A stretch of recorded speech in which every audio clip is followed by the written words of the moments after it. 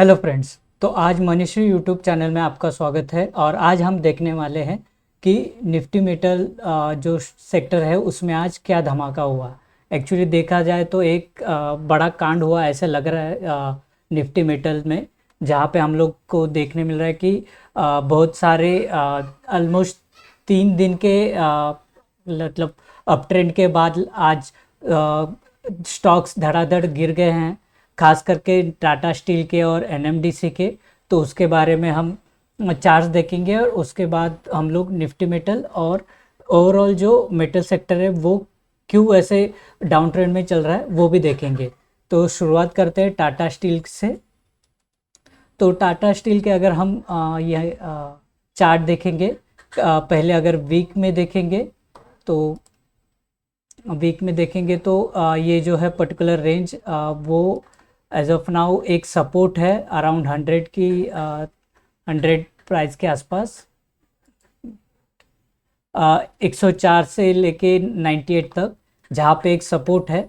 और यहाँ पे ऑलमोस्ट बहुत स्टार्टिंग में जुलाई लास्ट ईयर के जुलाई तक यहाँ पे अच्छा खासा सपोर्ट था, बार बार स्टॉक यहाँ से आके वापस रिबाउंड कर रहा था।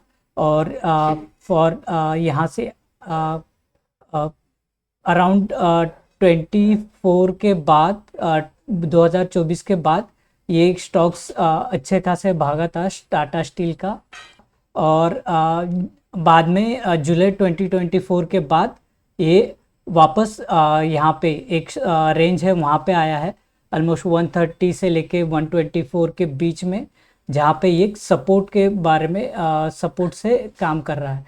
तो स्टार्टिंग में ये एक मतलब ये था रेजिस्टेंस था, बाद में ये सपोर्ट बन गया ये particular range for Tata steel.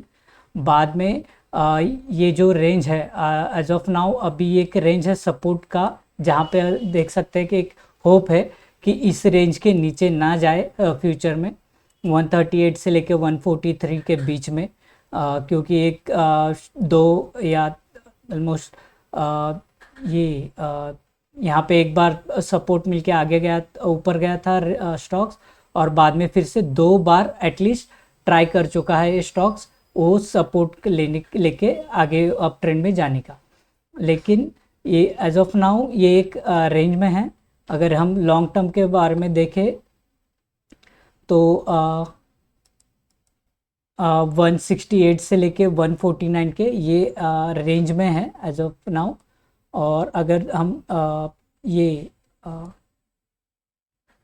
Day time frame में देखेंगे तो एक सपोर्ट है रेंज में जहाँ पे 149 से लेकर 159 के जो सपोर्ट है, जहाँ पे अब ये स्टॉक्स ऑलमोस्ट टच हुआ है। तो ये रेंज में जाके सपोर्ट मिल सकता है। और अगर हम थोड़े और जूम इन कर ले तो एक पर्टिकुलर जो डाउन रेंज में है पैरेलल लाइन में अगर देखे जाए तो जहाँ पे लोअर लो लगते जा रहे हैं। और स्टार्टिंग में 2 दिन प्रीवियस 3 डेज में अच्छा खासा ये ओवरऑल मेटल सेक्टर को ही गेन हुआ था, अप ट्रेंड में जा रहा था।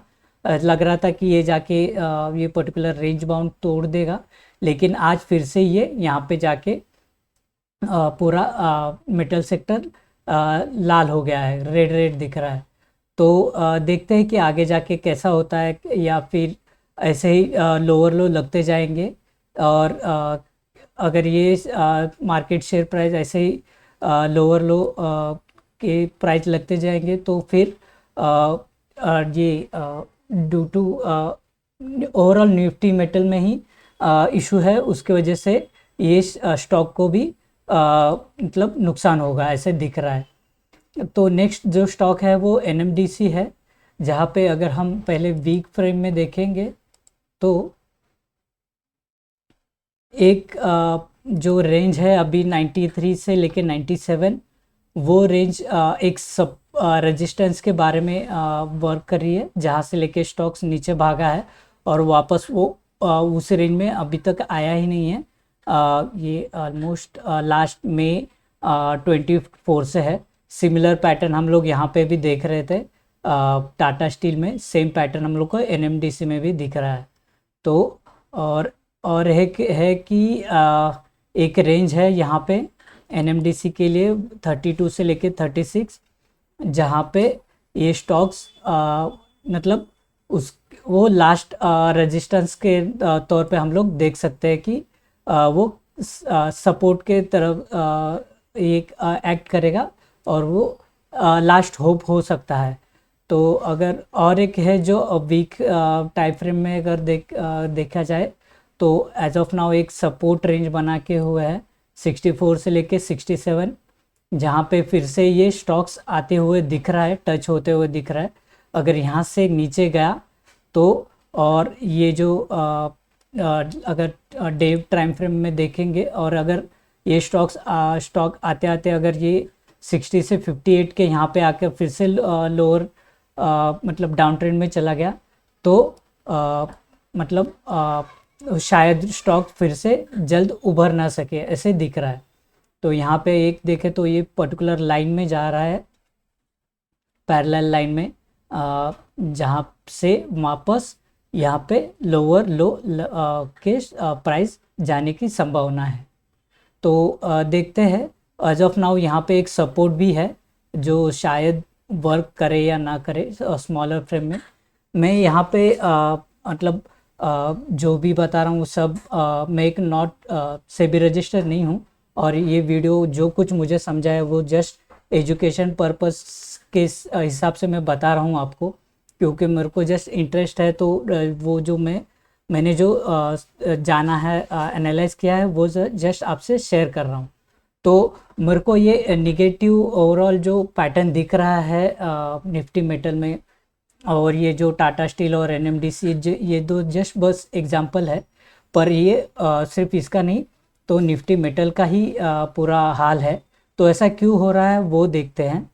अगर हम देखें तो स्टार्टिंग में 3 डेज़ की रैली आई थी क्वार्टरली रिजल्ट्स के बाद निफ्टी मेटल में ही, ओवरऑल स्टॉक्स के अगर हम बात करें तो।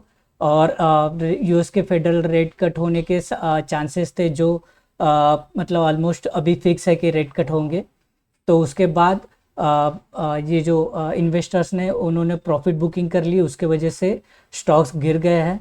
जाके NMDC के देखे तो 4% गिर गए स्टॉक्स, और टाटा स्टील्स के, वेदांता के 1.5 से लेके 3% के बीच में ये वोलेटाइल रहा मार्केट आज ये स्टॉक्स के लिए।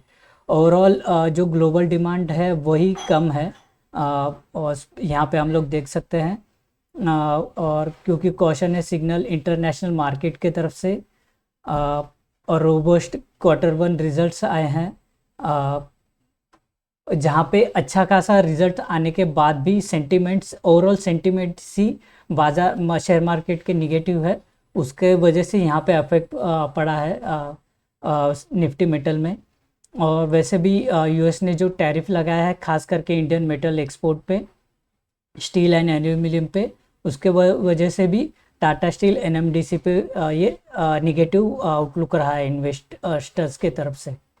तो आगे अनसर्टिनिटी है कि अभी तो 50% हुआ है, आगे जाके और ट्रम्प साफ बोल रहे कि मतलब और टैक्स बढ़ाएंगे रशिया की वजह से, और मतलब रशिया पे कम है, चाइना पे कम है, लेकिन इंडिया पे टैरिफ ज़्यादा है। तो देखते हैं क्या होता है।